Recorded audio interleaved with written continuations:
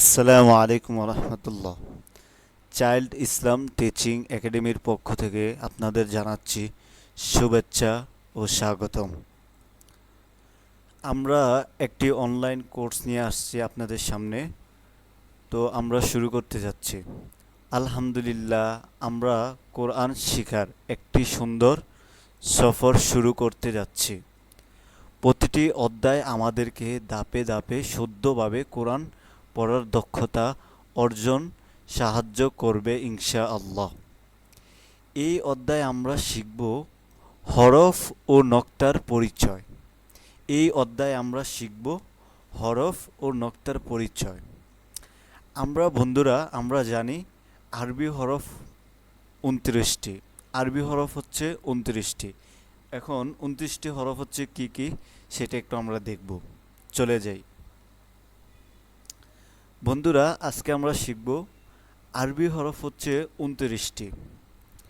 আরবি বর্ণকে হরফ বলা হয়। আরবি বর্ণকে হরফ বলা হয়। বাংলায় অক্ষর যেমন ইংরেজিতে লেটার, যেমন আরবিতে হরফ তেমন।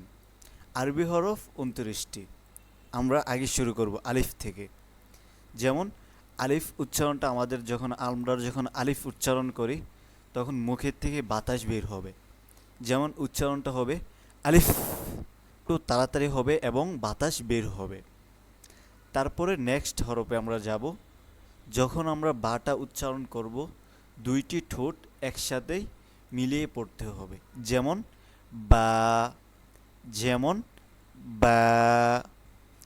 তারপর হচ্ছে আমরা জানি সবসময় বা আর হচ্ছে তা, সা, তিনটি হরফ সেম একই ধরনের হয়ে থাকে। বাট পার্থক্যটা হচ্ছে আমাদের বায়ের নিচে সবসময় এই জিনিসটা আমাদের বেশি বেশি খেয়াল রাখতে হবে বন্ধুরা। বায়ের নিচে হচ্ছে একটি নক্তা থাকবে, তা, তায়ের উপর হচ্ছে দুইটি নক্তা থাকবে, সা, সায়ের উপর হচ্ছে তিনটি নক্তা থাকবে। আমরা যখন বন্ধুরা দেখব যে বায়ের নিচে একটি নক্তা থাকে তখন এটাকে আমরা বা পড়ব। বন্ধুরা, আমরা যখন তাটাকে চিনব, তায়ের উপরে যদি আমরা দুইটি নক্তা দেখতে পারি তাহলে এটাকে আমরা তা পড়ব বন্ধুরা। তারপর হচ্ছে সা। সাটা হচ্ছে সায়ের উপরে সবসময় তিনটি নক্তা থাকে। তিনটি নক্তা দ্বারা আমরা সাটাকে চিনতে পারি। এখন তা। তায়ের উচ্চারণটা আমরা কোথা থেকে করব? জিহ্বার আগা থেকে উচ্চারণটা করব। তা উচ্চারণ করব হচ্ছে জিহ্বার আগা থেকে। যেমন তা উচ্চারণটা একটু শক্ত হবে এবং হবে না, এমন থাকবে, মিডিয়াম। যেমন তা, তা। তারপর আমরা যাব নেক্সট হরফে, সা।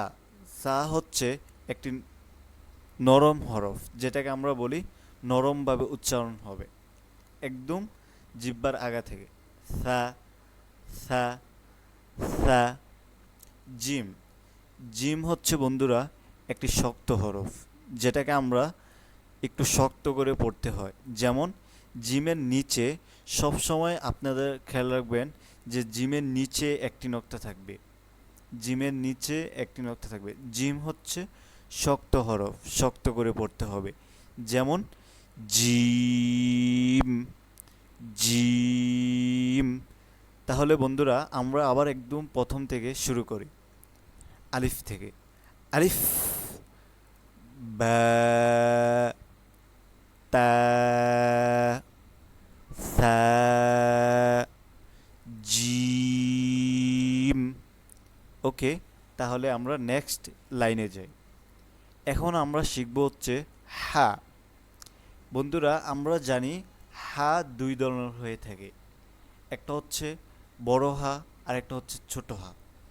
এখন ছোট হা কোনটাকে বলে? বন্ধুরা, আমরা যদি বলি ছোট হার উচ্চারণ হচ্ছে সবসময় গলার মধ্যখান থেকে আসে। যেমন আমি এখন হাটাকে উচ্চারণ করব, আর বড় হার উচ্চারণটা হচ্ছে সবসময় ভিতর থেকে আসবে। এখন আমি যে হাটা উচ্চারণ করব এটা হচ্ছে ছোট হা। যেমন হা, হা, হা। যখন আমি উচ্চারণটা করব তখন এমন একটা শব্দ বের হবে, এমন একটা শব্দ বের হবে। তখন আমরা ঠিকভাবে উচ্চারণটা সঠিকভাবে করতে পারবো। যেমন হা। তারপর হচ্ছে আমরা নেক্সট হরফে যাব।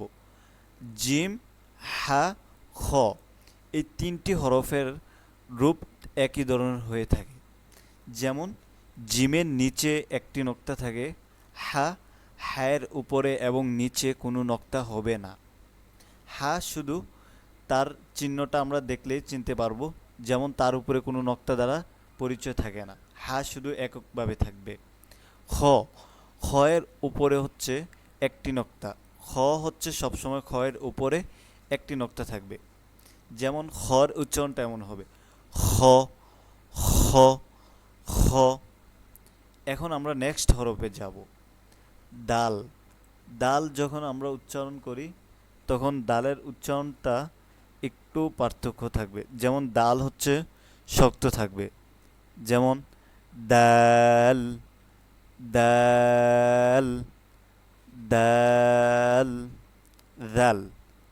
জাল হচ্ছে আমরা যখন উচ্চারণ করি, জাল হচ্ছে সবসময় নরম থাকবে, জালের উচ্চারণ সবসময় নরম হয়। যেমন জিহ্বার আগা থেকে উচ্চারণটা আসবে, যেমন জাল, জাল, একদম নরম হবে।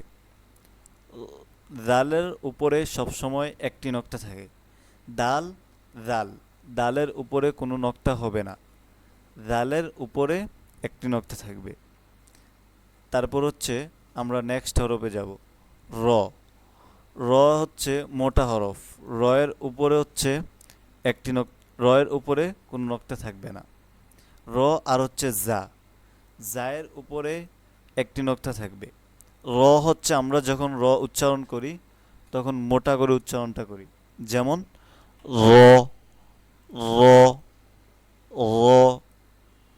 যা যখন আমরা উচ্চারণ করব, যাটা হচ্ছে একটু শক্ত হবে, যার রূপটা হচ্ছে শক্ত হবে, যেমন যা, যা, এইভাবে উচ্চারণটা হবে।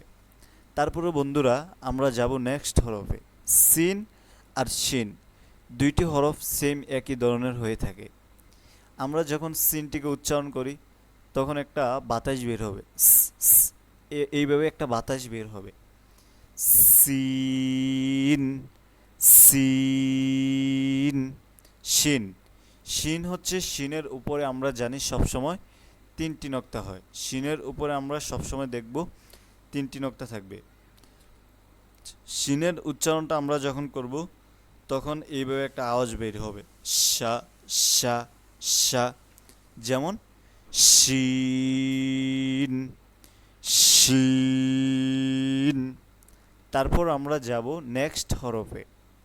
সদ, সদ হচ্ছে হরফটা হচ্ছে একটু চিকন, এটাকে যদি আমরা বলি একটু চিকনভাবে হবে, যেমন সদ, সদ।